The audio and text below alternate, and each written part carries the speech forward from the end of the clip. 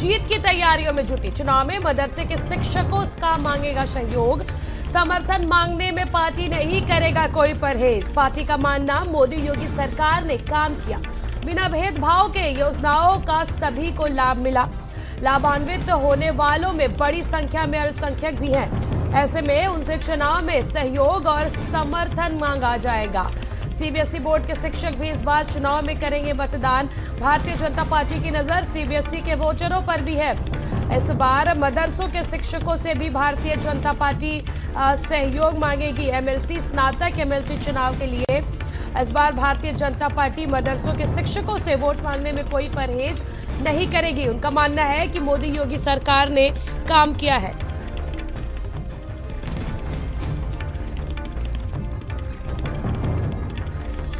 संवाददाता संदीप खेर इस खबर पर अधिक जानकारी के लिए हमारे साथ जुड़ चुके हैं। संदीप, देखिए, स्नातक एमएलसी चुनाव जैसे जैसे नजदीक आते जा रहा है, भारतीय जनता पार्टी की रणनीतियां तेज होती जा रही हैं।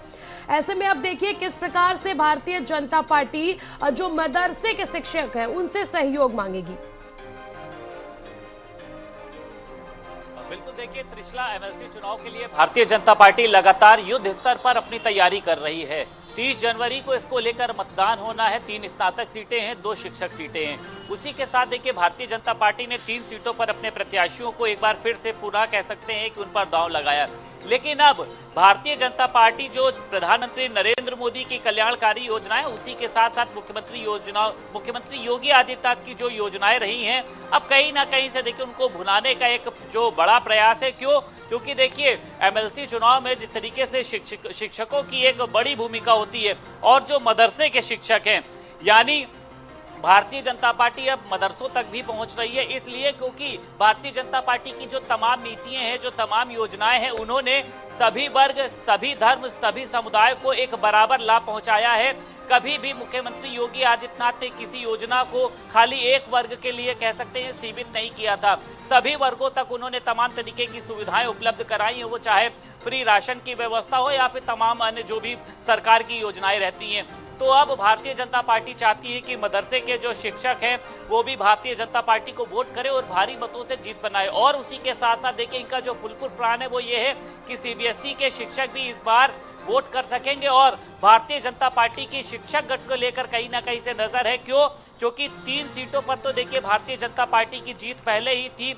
जिस तरीके से 3 उनके उम्मीदवार जीते थे, 2 शिक्षक की जो है उसमें अगर बात करी जाए तो एक पर चंदेल ग्रुप और एक पर शर्मा ग्रुप का कब्जा था।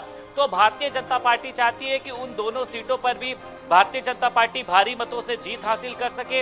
इसको लेकर तमाम तरीके से भारतीय जनता पार्टी एक अलग तरीके की योजनाएं बना रही है। बिल्कुल बिल्कुल संदीप, देखिए बात आपने योजनाओं की तो देखिए जिस प्रकार से लगातार भारतीय जनता पार्टी मदरसों को लेकर भी एक्टिव रही है, शिक्षा की गुणवत्ता के साथ साथ तमाम तरह की सुविधाएं मदरसों को भी देने की लगातार कोशिश में रही है भारतीय जनता पार्टी। तो ऐसे में भारतीय जनता पार्टी को क्या लगता है कि जो शिक्षक हैं, जिसके लिए गुणवत्ता बढ़ाई गई है, तमाम सुविधाएं दी गई है, वो स्नातक एमएलसी चुनाव में भारतीय जनता पार्टी के साथ कदम से कदम मिलाकर चलेंगे? अब बिल्कुल देखिए त्रिशला, इसमें कोई दो राय नहीं है। खुद प्रधानमंत्री नरेंद्र मोदी ने कहा है कि एक हाथ में कुरान और एक हाथ में लैपटॉप, यानी मदरसों में जिस तरीके की गुणवत्ता वाली शिक्षा मिलनी चाहिए उसका ध्यान रखा जाना चाहिए। और इसको लेकर कहीं ना कहीं से एक पूरा जो कह सकते हैं कि एक दौर भी चला था जब मदरसों की जांच, लेकिन उसमें यह बात सामने आई थी कि मदरसों में किस तरीके की बच्चों को शिक्षा दी जा रही है। क्योंकि सरकार का प्रयास है बच्चों को अच्छी शिक्षा मिले, जैसी स्कूल और कॉलेजों में शिक्षा मिलती है वैसी ही शिक्षा बच्चों को मदरसों में भी दी जा सके, जिससे बच्चों का मानसिक विकास हो सके। इसको लेकर भी तमाम तरीके के कहीं ना कहीं से सरकार ने प्रयास किए थे। अब देखिए सरकार चाहती है, क्योंकि जिस तरीके से लगातार उन्होंने सभी वर्गों के लिए, सभी धर्म और सभी समुदाय के लिए एक जैसा काम किया है, इसलिए भारतीय जनता पार्टी चाहती है कि मदरसे के शिक्षक हो, सीबीएसई के शिक्षक हो, वो भारतीय जनता पार्टी को भारी मतों से वोट करे और जिससे भारतीय जनता पार्टी शिक्षक सीटों पर अपनी भारी जीत हासिल कर सके। अब बिल्कुल संदीप, आप बने रहिए हमारे साथ। वह स्नातक वो शिक्षक सीट पर समाजवादी पार्टी की नजर 30 जनवरी को